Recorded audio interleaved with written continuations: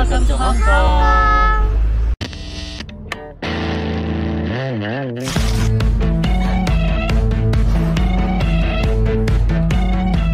To Victoria Peak. Beyond the stars! Sticker Street. To Hong Kong Disneyland! Yeah! Daddy, can you go to Disneyland, please?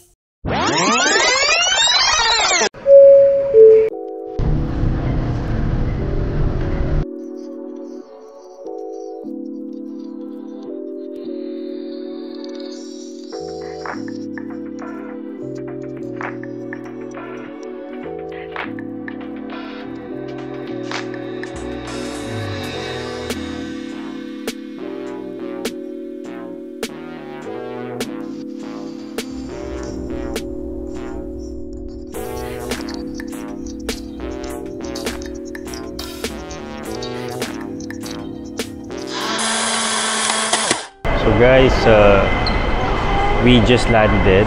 Etong transfer kami ngayon doon sa para terminal na pag-land namin, then mag-train kami papunta sa may immigration. So this is the train to immigration.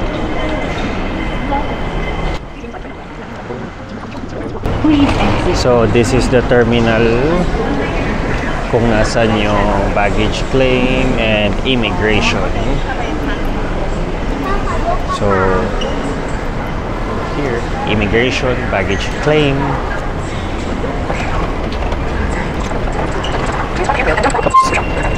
Separated yung ano nila, yung separated yung building, parang yung terminal with boarding gates and immigration, tas baggage claim. Kaya nag-train pa kami.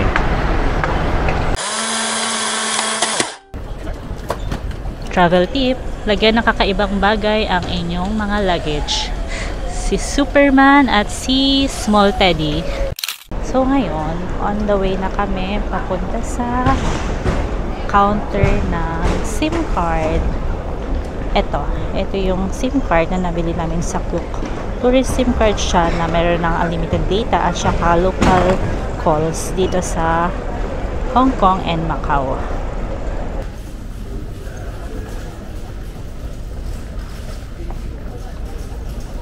So another travel tip, magpapalit lang kayo ng konting dollar dito sa airport kasi mahal yung exchange rate nga compared sa city. So ayan, hanapin namin yung A13 counter. Doon namin kukuhanin yung tourist SIM card na nabili namin sa Klook. Kaya SIM card yung binili namin kasi para hindi na siya ibabalik. Kasi unlike doon sa pocket wifi, kailangan mo pang ibalik. Eh paano pagka yung late na kami nakapunta dito sa airport sa ano namin, sa pabalik namin sa Doha. So hindi na kami babalik dito sa arrivals. Hindi na babalik, ayun.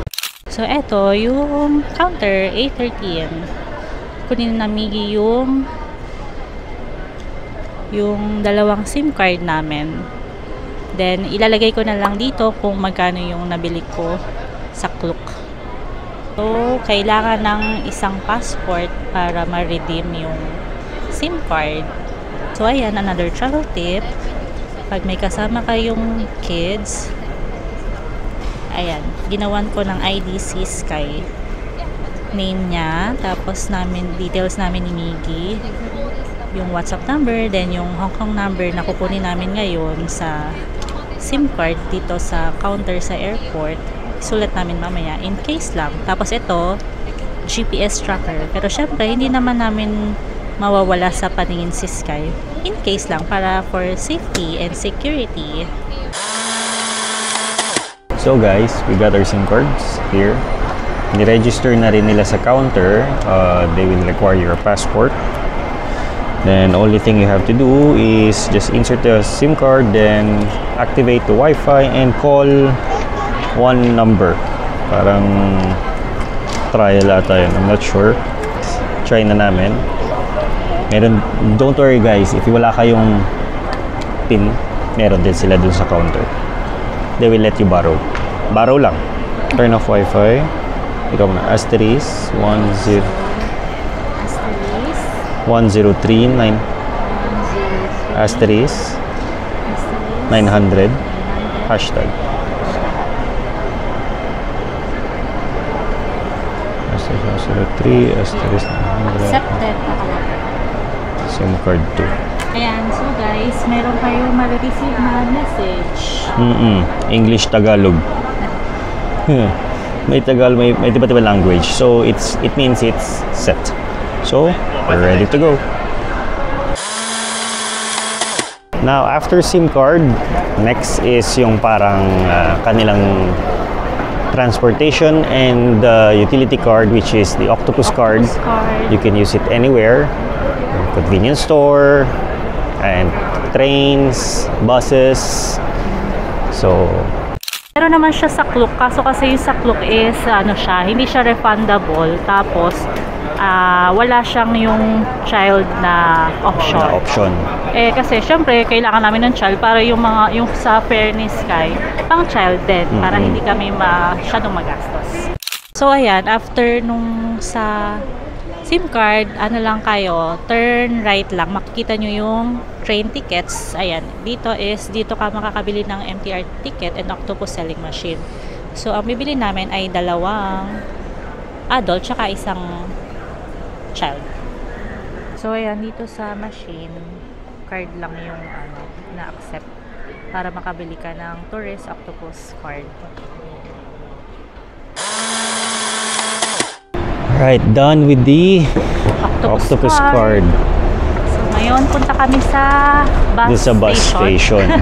So after nyo ng arrival, after nung mga counters ng SIM card, Octopus card, diretso lang kayo doon sa may MTR station nila sa may airport. Doon mayroong ramp pababa papunta sa mga bus terminal. Yes. Yung hahanapin natin is So make sure A21. Oo, yun. Kasi Alam punta nyo kami yun. sa TST.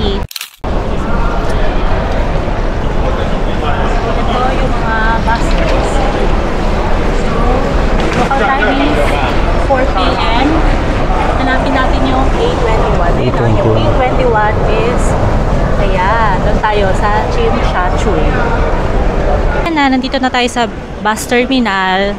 So, ang hinahanap natin ay A21, which is dito ang side. So, ayan. Let's go! Ayan yung mga bus. So, ito na tayo. Where are you? Ayan, meron pa rin naman palang mga signage. So, hindi ka talaga mawawala. So, andito na yung bus, guys.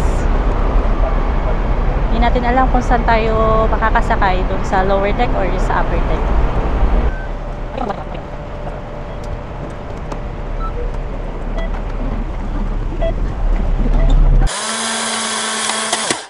So, yung fare nga pala sa bus papuntang Tsim Sha Tsui is 34.60 Hong Kong dollars yung adult. Tapos yung sa child naman, hindi ko nakita eh, kasi si Sky yung nag-tap tong card niya. So, check ko na lang mami. Lagay na lang namin sa screen. Travel tip ulit is pag may kids ka nakasama, dapat madaming baong snacks. Ayan o, kain ng veggie chips. Meron din siyang cereals at saka merong biscuits. Right? Bawal magutom. And merong water.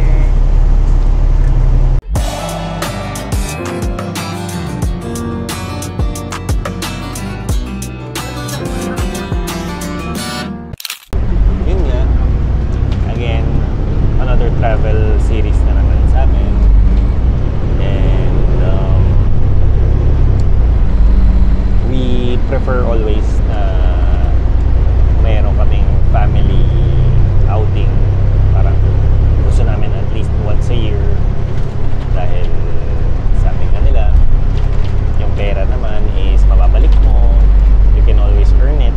Pero yung time, hindi na mababalik. As much as possible, before din sana mag-aral sa Sky, gusto na namin makarami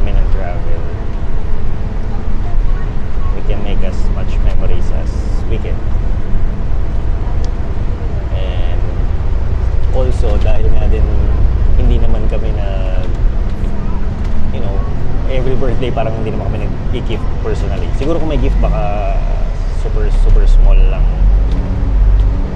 So, parang naging family mutual understanding na rin namin na ganito. Gusto namin always together and going out somewhere, traveling and making memories. Yun yung mas prefer namin as a family. Kesa yung isa, bigyan mo ng cellphone, parang mas worth it yung ganito. Yun ay sa amin lang naman. Baka yung sa inyo iba.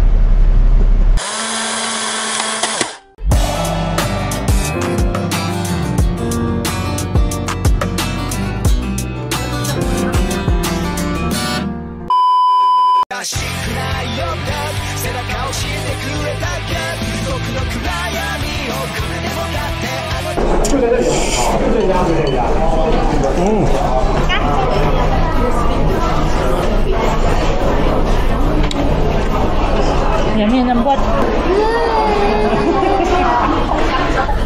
Second round.